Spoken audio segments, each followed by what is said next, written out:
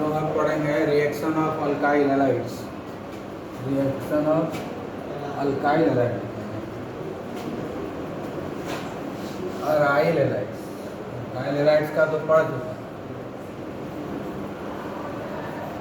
Aryl halides, ठीक है।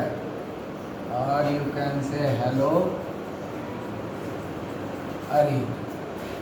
अब इसका रिएक्शन पढ़ेंगे, ठीक है ना। तो ये 4 तरह का रिएक्शन देता है hello Areen. Nucleophilic substitution reaction, reaction with metal, फिर रिडक्शन एंड इलेक्ट्रोफिलिक सब्स्टिट्यूशन। तो एक एक करके हम लोग चारों को पढ़ेंगे। तो ये 4 तरह का रिएक्शन है। अगर केमिकल प्रॉपर्टी पढ़े बोलेगा तो यही चारों लिखना है, ठीक है ना। तो अब हम लोग एक एक करके पढ़ेंगे। सबसे पहले nucleophilic substitution reaction, not nucleophilic reaction but it should be nucleophilic substitution.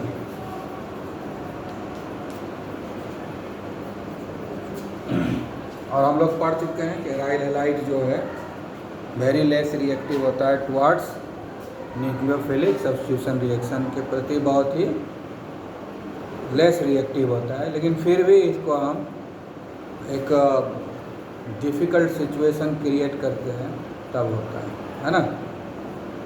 Extreme condition create करना होगा तब न्यूक्लियोफिलिक सब्स्टिट्यूशन होता है। मतलब लेस रिएक्टिव है, ऐसा नहीं है कि न्यूक्लियोफिलिक सब्स्टिट्यूशन रिएक्शन नहीं होता है, ऐसा बात नहीं होता है। लेकिन उसके लिए एक ड्रास्टिक कंडीशन तैयार करना तभी होगा न्यूक्लियोफिलिक सब्स्टिट्यूशन रिएक्शन। किसमें? Aryl halides. एराइल हैलाइड्स का न्यूक्लियोफिलिक सब्स्टिट्यूशन कराना डिफ़िकल्ट है, असंभव नहीं है। समझ गया ना। इम्पॉसिबल टास्क नहीं है, पॉसिबल है, डिफ़िकल्ट ज़रूर है। तो इसके लिए हम लोग ड्रास्टिक कंडीशन तैयार करते हैं तब होता है। जैसे एक एग्जांपल लेते हैं, ये हो गया हमारा क्लोरोबेंजीन, ठीक है ना। ये क्लोरोबेंजीन है। इसका रिएक्शन जो है हम लोग करवाएंगे सोडियम हाइड्रोक्साइड से, ठीक है ना। तो जब सोडियम हाइड्रोक्साइड से करवाएंगे और कंडीशन क्या क्या रहेगा, 623 केल्विन टेम्परेचर होगा और 300 एटमॉस्फेरिक प्रेशर होगा। ड्रास्टिक कंडीशन हुआ कि नहीं, ठीक है। तो इसमें क्या होगा, न्यूक्लियोफिलिक सब्स्टिट्यूशन होगा तो ये NaCl निकल जाएगा। और क्या निकलता है, वाटर निकलता है ना, और वाटर भी निकलेगा, ठीक है। तो न्यूक्लियोफिलिक सब्स्टिट्यूशन में यही होता है, यही ना होता है। तो अब क्या बनेगा, पहले बनेगा सोडियम इथॉक्साइड,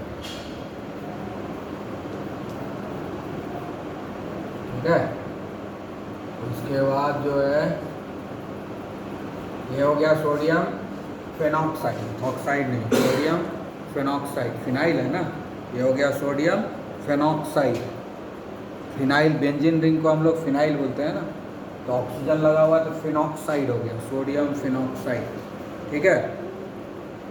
फिर इसको H+ अगर हम दे देते हैं तो फाइनली ये क्या हो जाता है, फिनॉल में कन्वर्ट हो जाता है।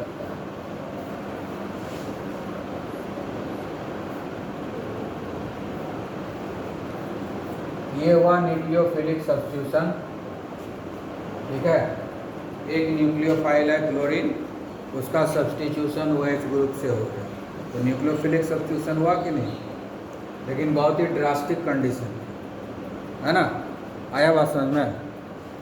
अब हम इस न्यूक्लियोफिलिक सब्स्टिट्यूशन, ये वाला जो प्रोसेस है इसको डॉज प्रोसेस बोलते हैं। ये जो फिनॉल बनाने का प्रोसेस है ना, इसको बोलते हैं डॉज प्रोसेस। साइंटिस्ट का नाम है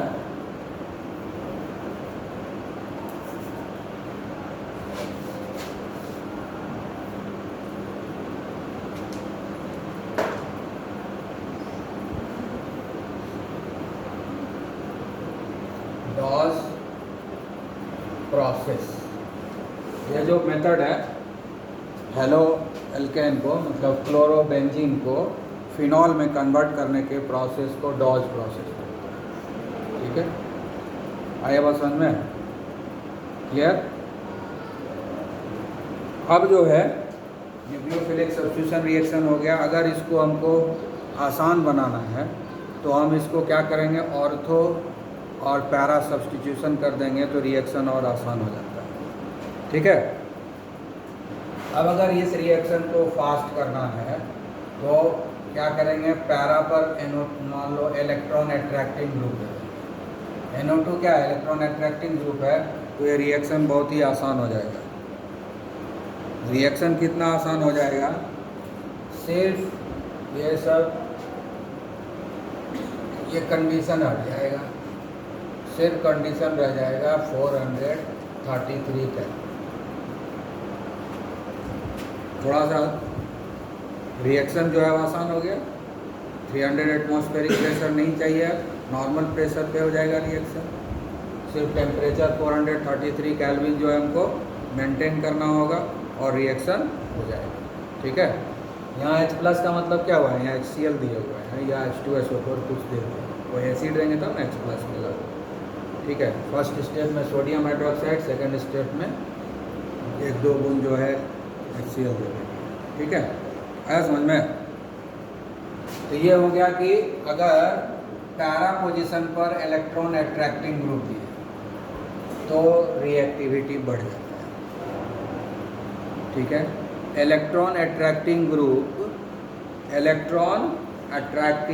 जो होता है वो बेंजीन रिंग के रिएक्टिविटी को बढ़ा देता है ना, हेलोअरीन के रिएक्टिविटी को बढ़ा देता है टुवर्ड्स न्यूक्लियोफिलिक सब्स्टिट्यूशन रिएक्शन। ठीक है, ऑर्थो पर भी दे देंगे तो भी बढ़ जाएगा।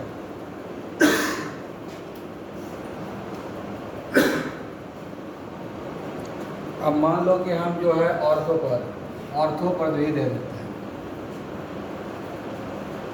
ठीक है ना, तब देखो कंडीशन और भी हल्का हो जाएगा। तब कंडीशन हो जाएगा 368 केल्विन।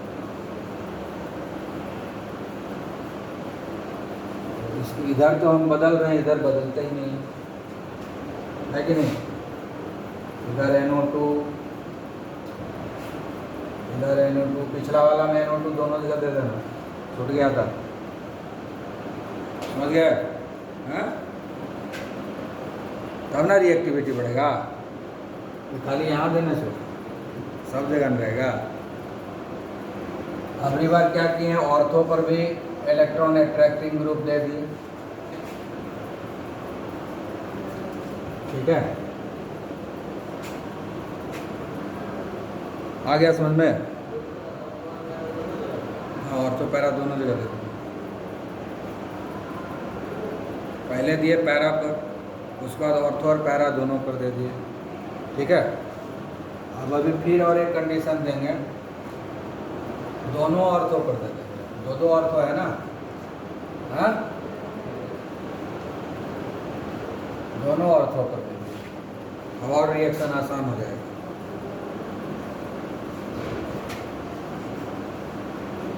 अब हो गया 323 केल्विन, आसान हुआ। हाँ,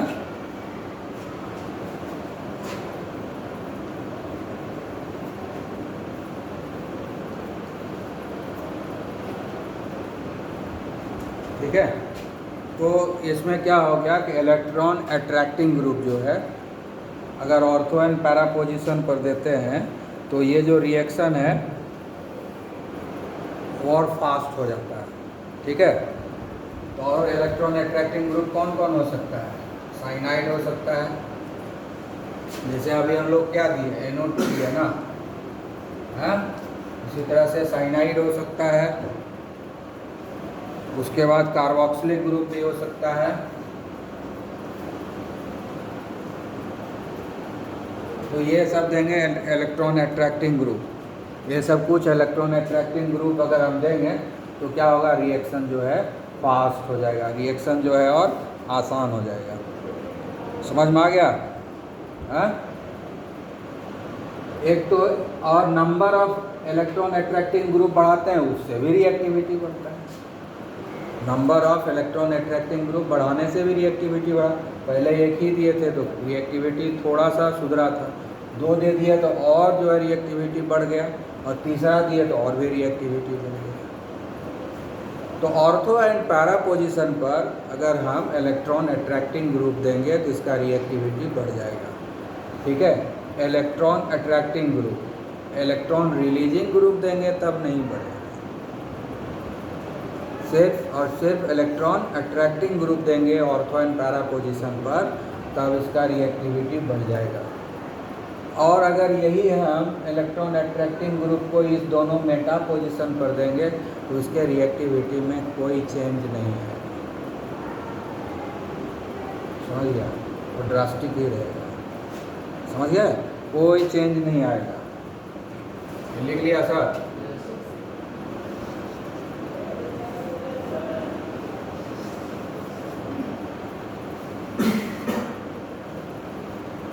अब ये मेटा पर अगर हम ये इलेक्ट्रॉन अट्रैक्टिंग ग्रुप देते हैं तो कोई फर्क नहीं पड़ेगा। कितना था कंडीशन? पहला, सबसे पहला में था 623 केल्विन एंड 300 एटमॉस्फेरिक प्रेशर, इतना ही लगेगा। मेटा पर देने से कोई फर्क नहीं पड़ता है, इसके रिएक्टिविटी में कोई चेंज नहीं होता है।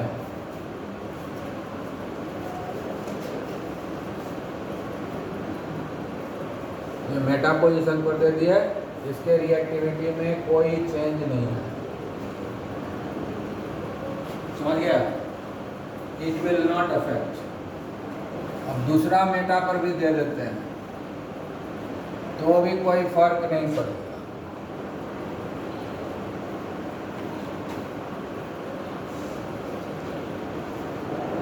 मेटा पोजीशन पर कोई फर्क नहीं पड़ेगा, चाहे एक ग्रुप रहे चाहे 2 ग्रुप रहे। ठीक है, 2 ही मेटा पोजीशन है, 2 ऑर्थो है और 1 पैरा है। तो ऑर्थो और पैरा पोजीशन पर जब देते हैं इलेक्ट्रॉन अट्रैक्टिंग ग्रुप को तो न्यूक्लियोफिलिक सब्स्टिट्यूशन रिएक्शन का जो टेंडेंसी है वो बढ़ जाता है। ठीक है ना, रिएक्टिविटी बढ़ जाता है हेलोअरीन का। ठीक है, लेकिन मेटा पोजीशन पर देने के बाद उसका कोई फर्क नहीं पड़ता है। ठीक है, ऐसा क्यों होता है वो अब डिस्कस करेंगे हम लोग। ठीक है, इसका मैकेनिज्म देखेंगे, उसी से पता चल जाएगा।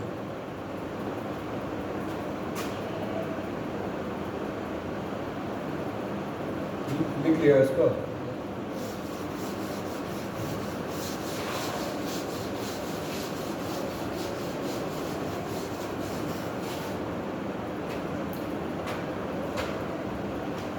तो हम लोग यहाँ पर क्या लिए हैं? NaOH। ये टूटेगा, Na प्लस और OH माइनस, यही बनेगा, यही बनेगा, यही ना न्यूक्लियोफाइल, यही रिप्लेस करेगा। ये हमारा है हेलोअरीन। अब जो है ये OH माइनस कब यहाँ पर पॉजिटिव चार्ज आएगा तब ना OH माइनस आके अटैक करेगा, ये इधर शिफ्ट हो जाएगा। OH माइनस आके अटैक किया,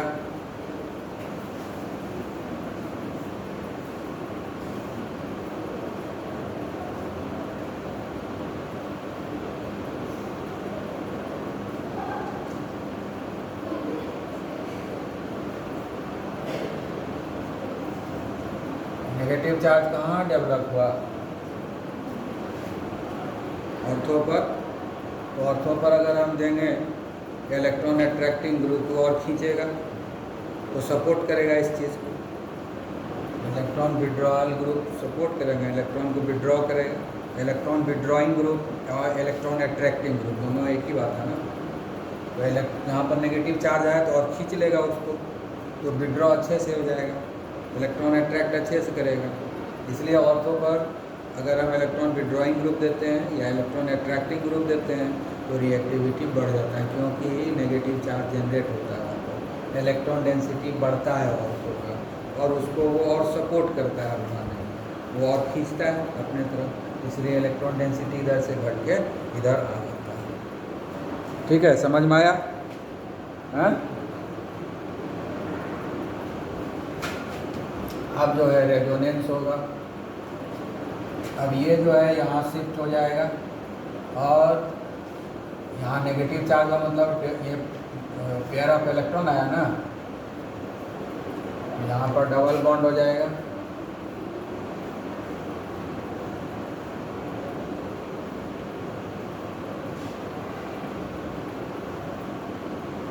यहाँ डबल बॉन्ड हो जाएगा और यहाँ नेगेटिव चार्ज हो जाएगा।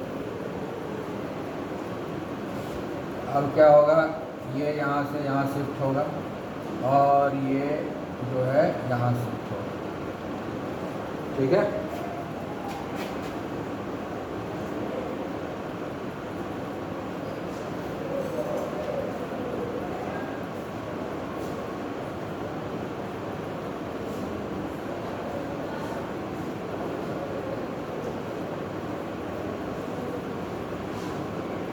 अब देखो वहाँ जब शिफ्ट हो गया तो अनस्टेबल ना हो जाएगा।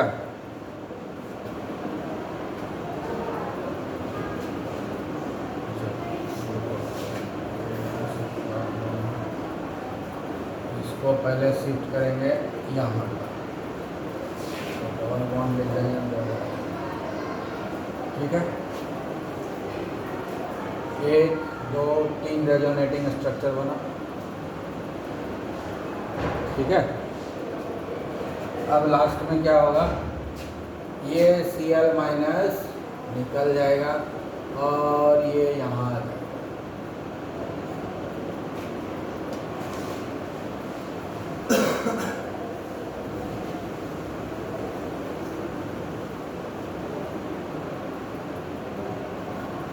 बदल गया फिनॉल में, ये Cl माइनस Na प्लस के साथ कंबाइन करके NaCl बन जाएगा।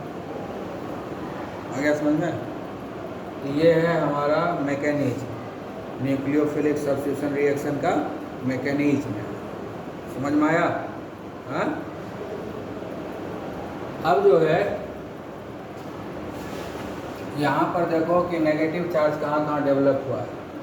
ऑर्थो पर डेवलप हुआ, फिर पैरा पर डेवलप हुआ, फिर ऑर्थो पर डेवलप हुआ। दोनों ऑर्थो पर डेवलप हुआ नेगेटिव चार्ज, पैरा पर हुआ डेवलप। इसलिए ऑर्थो और पैरा पोजीशन पर जब हम इलेक्ट्रॉन विड्रॉइंग ग्रुप देते हैं और वो इलेक्ट्रॉन को खींचने में मदद करता है, इलेक्ट्रॉन डेंसिटी को हटाने में मदद करता है, बेंजीन की तरफ इलेक्ट्रॉन डेंसिटी को खींचने में मदद करता है। ठीक है, तो इसीलिए जो है ऑर्थो एंड पैरा पोजीशन पर जब हम इलेक्ट्रॉन विड्रॉइंग ग्रुप देते हैं तो रिएक्टिविटी बढ़ जाती है। लेकिन मेटा पोजीशन में कोई चेंज आया है इलेक्ट्रॉन डेंसिटी का? ये पोजीशन पर ना तो पॉजिटिव डेवलप हुआ है और ना ही नेगेटिव डेवलप हुआ है। देखो मेटा यहाँ है, मेटा यहाँ है, मेटा यहाँ है। तीनों जो रेजोनेंस का स्ट्रक्चर बना, कहीं भी पॉजिटिव या नेगेटिव चार्ज डेवलप हुआ, यानी उसके इलेक्ट्रॉन डेंसिटी में कोई चेंज नहीं आया। जितना पहले था उतना ही, ना तो इलेक्ट्रॉन डेंसिटी घटा है और ना ही इलेक्ट्रॉन डेंसिटी बढ़ा है, उसको कोई फर्क पड़ा ही नहीं। अगर हम वहाँ पर नाइट्रो ग्रुप दे देंगे, यानी इलेक्ट्रॉन विड्रॉइंग ग्रुप दे देंगे, तो क्या फ़र्क पड़ेगा? कोई फ़र्क नहीं पड़ेगा, क्योंकि इसके इलेक्ट्रॉन डेंसिटी में ना तो चेंज ही नहीं आया। मेटा पोजीशन पर नेगेटिव चार्ज डेवलप होता, एक्स्ट्रा इलेक्ट्रॉन डेंसिटी आता, तब ना वो खींचता। वहाँ तो कोई इलेक्ट्रॉन डेंसिटी जा ही नहीं रहा, नहीं ना जा रहा है, तो किसको वो खींचेगा? इसलिए मेटा पोजीशन पर जब इलेक्ट्रॉन विड्रॉइंग ग्रुप देते हैं तो उसके रिएक्टिविटी में कोई चेंज नहीं आता है। ठीक है, ऑर्थो एंड पैरा पोजीशन पर जब हम इलेक्ट्रॉन विड्रॉइंग ग्रुप देते हैं तो न्यूक्लियोफिलिक सब्स्टिट्यूशन रिएक्शन धीरे धीरे आसान हो जाता है। लेकिन जब हम मेटा पोजीशन पर हम कोई भी इलेक्ट्रॉन अट्रैक्टिंग ग्रुप देंगे तो रिएक्टिविटी में कोई चेंज नहीं आता है एलोएरिन के या अल्काइल हैलाइड के टुवर्ड्स न्यूक्लियोफिलिक सब्स्टिट्यूशन रिएक्शन। आया समझ में? हाँ, क्लियर? तो बहुत सारा न्यूक्लियोफाइल है, तुमको बता दिए, उसमें से कोई भी न्यूक्लियोफाइल तुम उसमें अरेंज कर सकते हो। जैसे NO2 दिए उसी तरह से Cn- आएगा। और क्या दिए थे?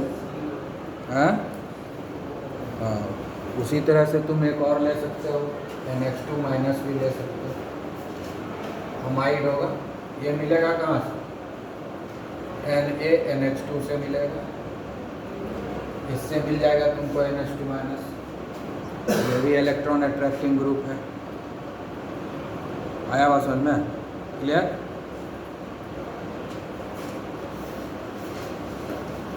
ये हो गया हमारा न्यूक्लियोफिलिक सब्स्टिट्यूशन रिएक्शन। अब हम लोग नेक्स्ट जाएंगे रिएक्शन विथ मेटल्स। ठीक है, रिएक्शन विथ मेटल्स में जाएंगे।